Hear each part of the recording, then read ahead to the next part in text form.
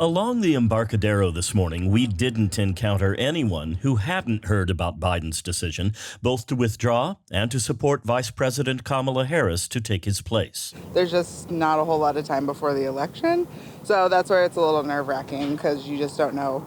And it doesn't give you a whole lot of time as a voter to make your decision. This being the Embarcadero, we mostly talk to people visiting San Diego. I think Harris should be debating other Democratic people, is what I think, so that we can choose who is the best party. I'm incredibly grateful to President Biden for all of his amazing accomplishments and legacy. After thanking President Biden, San Diego Representative Sarah Jacobs, like so many of her colleagues, quickly pivoted to Vice President Harris when talking about what's ahead for the Democratic Party. She is well versed in the issues that we're facing.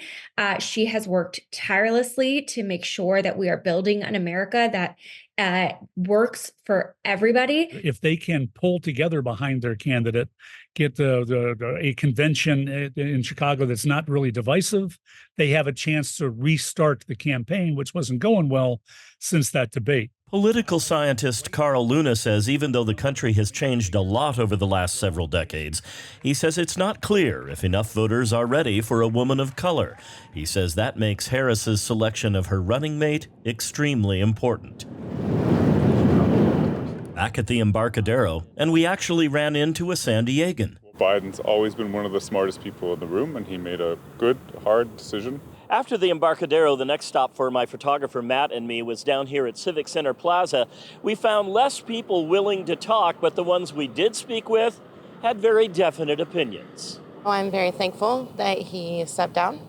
I do not think that he is currently capable of running our country at this moment. I love Joe Biden. I think he has been a phenomenal president. But since he has stepped aside, I am so happy and excited about the presidency of Kamala Harris. Finally, an American too young to vote, but apparently not too young to have a very considered opinion. I'm kind of happy because then we can have a new president to run and see how they do instead of having the same president. If the polls are to be believed, that's something that lots of Americans from all over the political spectrum can agree on.